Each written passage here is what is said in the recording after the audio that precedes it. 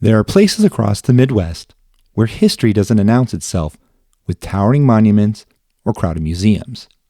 Sometimes it's a small plaque tucked into the corner of a courthouse lawn. Sometimes it's a faded photograph hanging in a cafe. And sometimes it's an old brick building that everyone in town simply calls the depot, even though the trains stopped coming years ago. And sometimes it's a clock. If you drive through Central City, Nebraska, a quiet community surrounded by farmland in the heart of the state, you might notice an elegant street clock standing near the historic Hord house. It's easy to pass without thinking much about it. After all, decorated clocks have become common features in small-town America. They add charm to downtown streets and remind us of another era. But this clock isn't there for decoration. It isn't there simply to tell time. It's there to remember a moment when, for thousands of families, time seemed to stop. This is a story of Central City's 9/11 memorial clock and the hometown man whose life inspired it. His name was Monte McCullough Hord.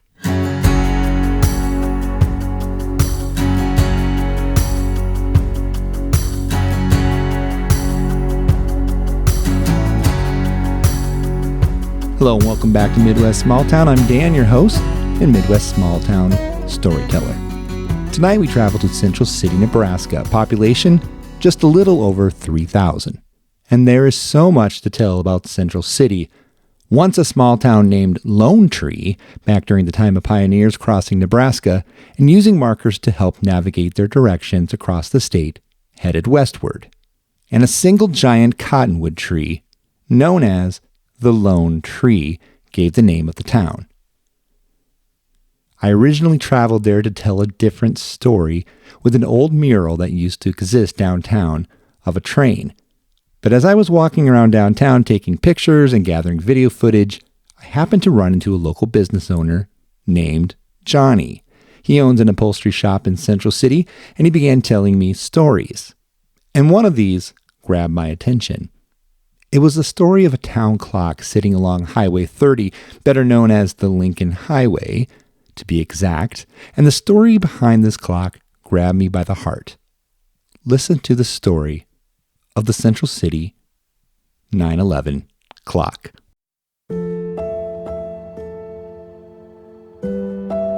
Growing up in a town like Central City means growing up where people know your family.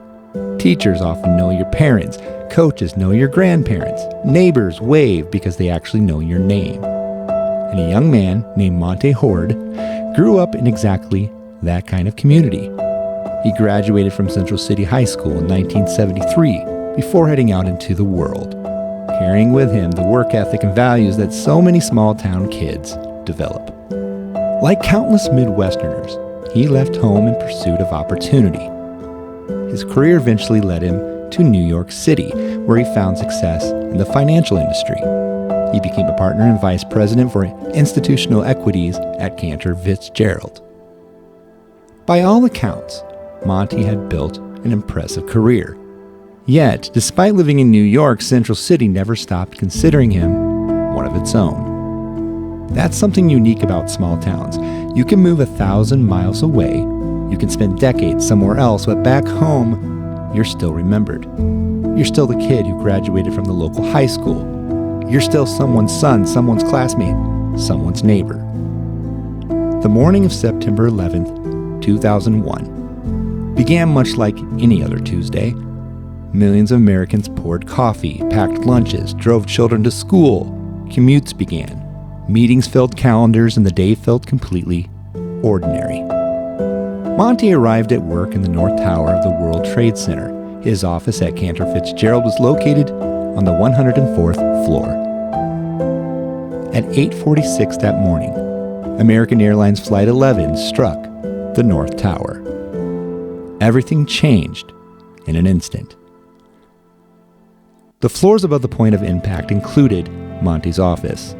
They were all cut off from escape.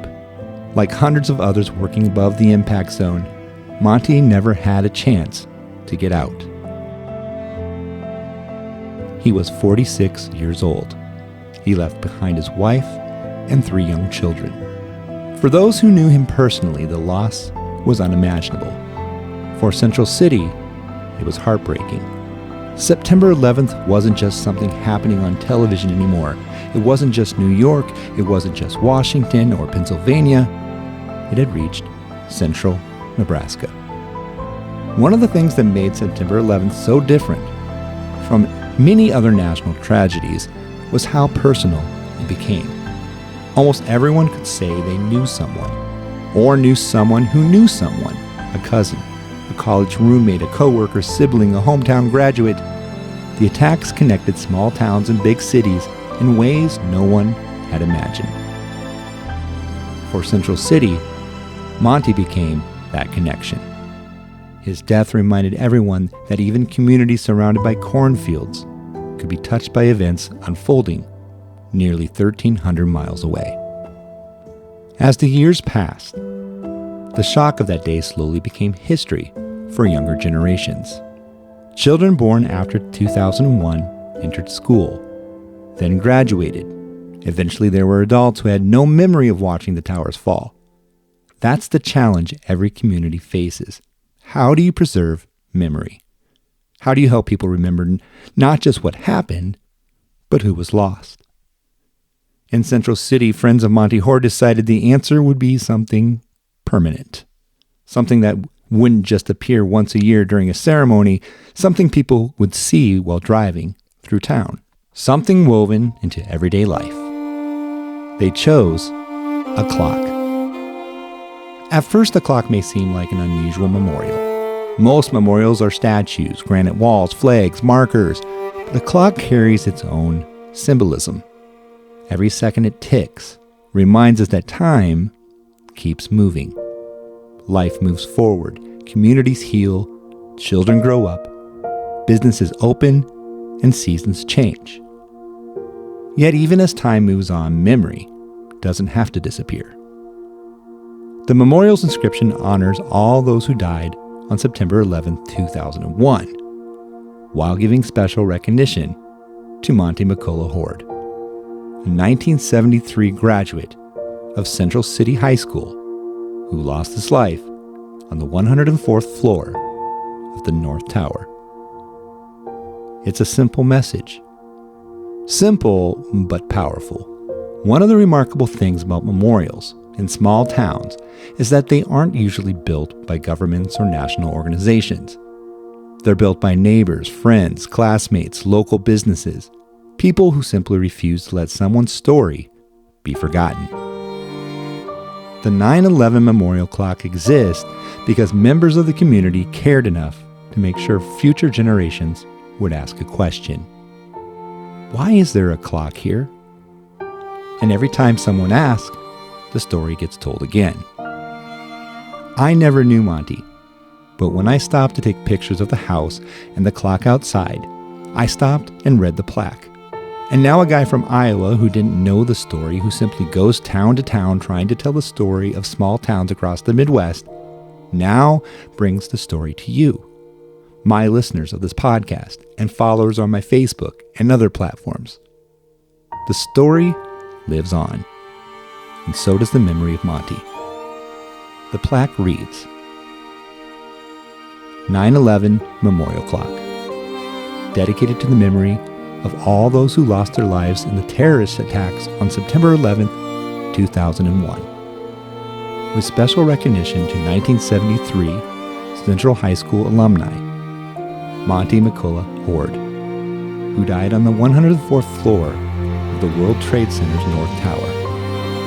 May God be with them and their families. If you've spent much time traveling through rural America, you probably noticed a few things. Small towns have extraordinary ability to remember. A park bears someone's name. A scholarship honors a former teacher. A bench recognizes a volunteer firefighter, or an old photograph hangs in City Hall. History isn't locked away, it's woven into everyday places. The people who came before remain part of the daily life, and that's exactly what this clock accomplishes. It doesn't demand attention, it simply waits, quietly, patiently, till someone stops long enough to read the plaque. Today, visitors to Central City may only spend a few moments at the memorial before continuing southward toward Grand Island or northeast toward Columbus. But those few moments matter because behind every name etched into every memorial is a full life. Monte wasn't simply a victim of September 11th. He was a son, a husband, a father, a classmate, a friend, a Nebraskan. His story began long before the skyline of Manhattan became part of it.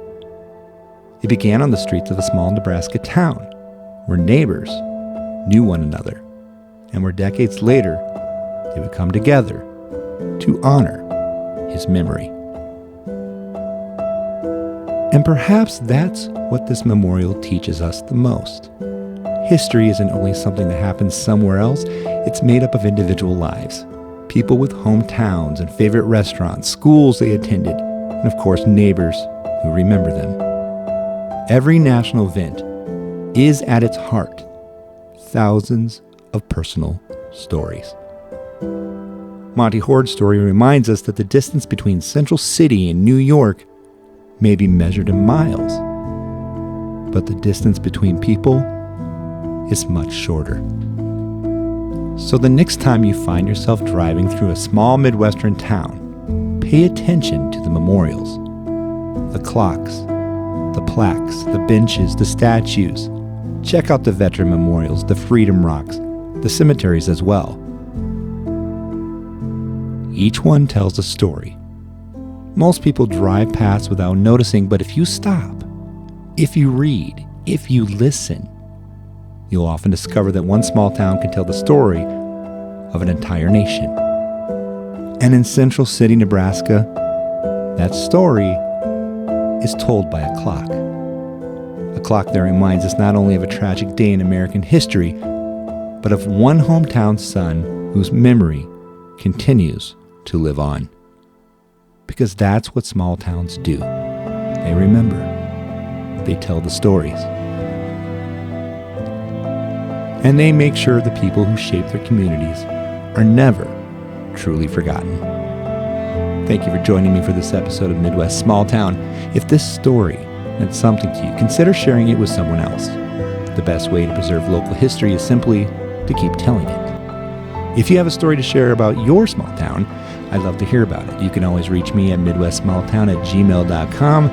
That's midwestsmalltown@gmail.com. Until next time, keep exploring the places where ordinary roads lead to extraordinary stories. This episode was written, recorded, and produced by me, myself, and I. This is Dan, your host and Midwest Small Town storyteller. And this is Midwest Small Town.